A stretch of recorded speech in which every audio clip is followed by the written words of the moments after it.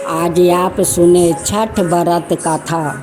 एक कथा सुनाती हूँ। छठी मैया की जय हो, छठी मैया की जय हो। शकुंतला नाम की एक औरत थी। उनकी 5 बेटे 5 बहू थी। 4 बहू का संतान हो चुका था, लेकिन छोटी बहू का अभी तक कोई संतान नहीं हुए थे।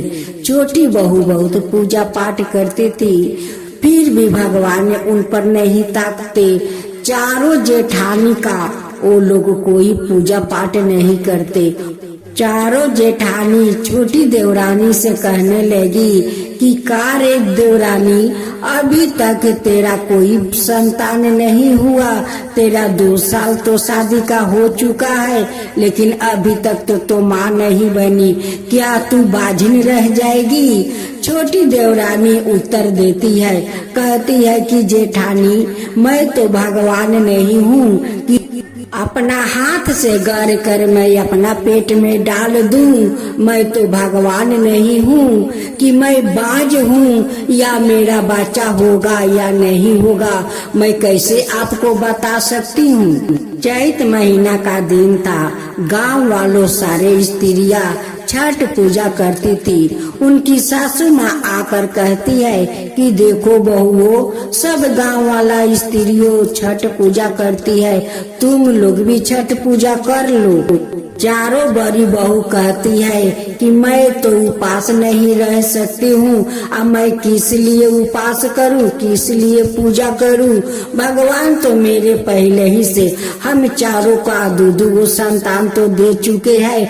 अब मुझे तो संतान नहीं चाहिए, मैं किस लिए पूजा करूँ? सासू माँ कहती है कि संतान के लिए क्या सब लोग पूजा करते हैं, अपना घर का सभी परिवार के सुरक्षित रहने के लिए तो लोग छठ पूजा करते हैं। छठ पूजा करने से तो छठ माँ प्रसन्न रहती है, घर में सुख समृद्धि भरती है, बाजिन को पुत्रों देती है, घर में धन भर देती है।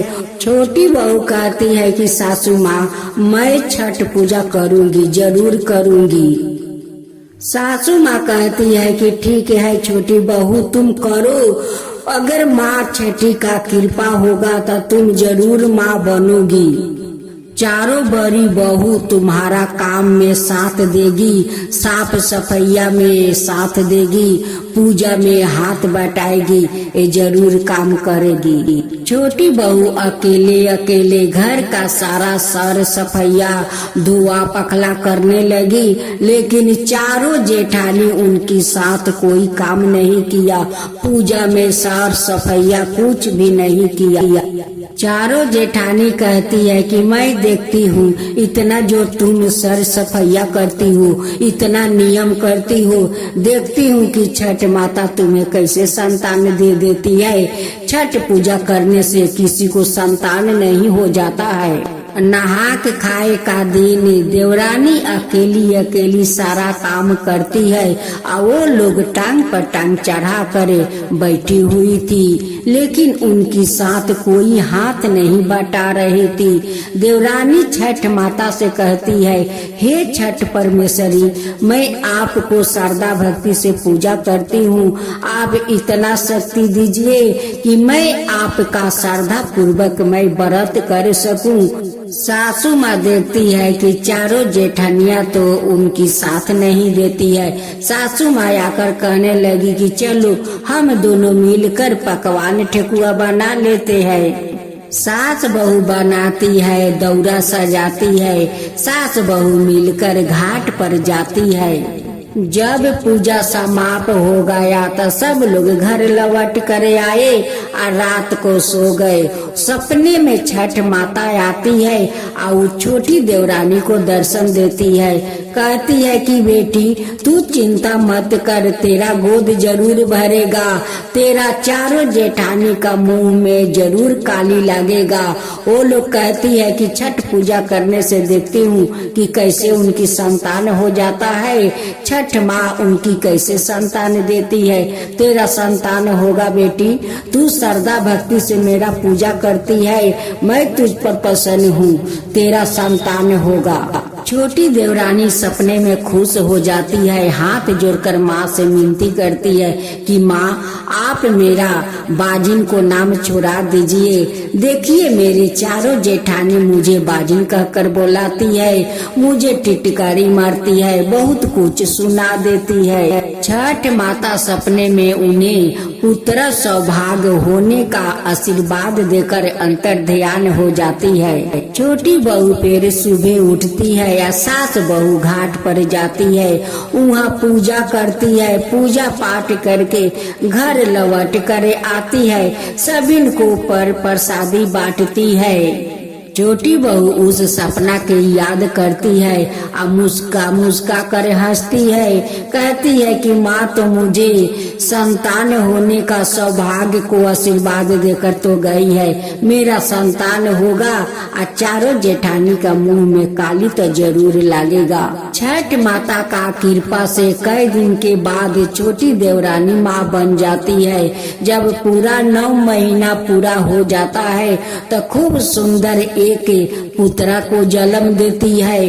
अब तो जेठानी लोग के मुंह में काली लग गया कि देखो ये देवरानी छठ पूजा किया और इनकी तो संतान हो गया, छठ माँ तो इन्हें संतान दे दिया। सासू माँ चारों बड़ी बहू से कहती है कि देखो चारों बहू, देखो छठ माँ के कृपा देखो, आज वो छोटी बहू छठ माँ का व्रत श्रद्धा पूर्वक की और छठ माँ उनकी गोदी भर दिया। देखो खूब सुंदर उन्हें एक बेटा दे दिया। देख लो तुम लोग तो ना जाने क्या क्या छोटी बहू को कहती थी, उनकी पूजा में साथ नहीं दिया तो उनका पूजा नहीं हुआ, वो पूजा की। छोटी बहू हर साल चैत्र महीना में वो छठ पूजा करने लगी। केरवा के पात पारा उगलन सूरज देवा, दर्शन देवेले भोरे भोरे। केरवा के पात पारा उगलन सूरज देवा, दर्शन देवेले भोरे भोरे हो। 3 दिन के उपासन तिवई जलवा में ठार बारी, करली सूरज के गो हार है। 3 दिन के उपासन तिवई जलवा में ठार बारी, करली सूरज के गो हार है। जल्दी से उठी सूरज दीदार सनावा हो, ले लिया रगिया पार हो। जल्दी से उठी सूरज दीदार सानिया हो, ले लिया रगिया पार है।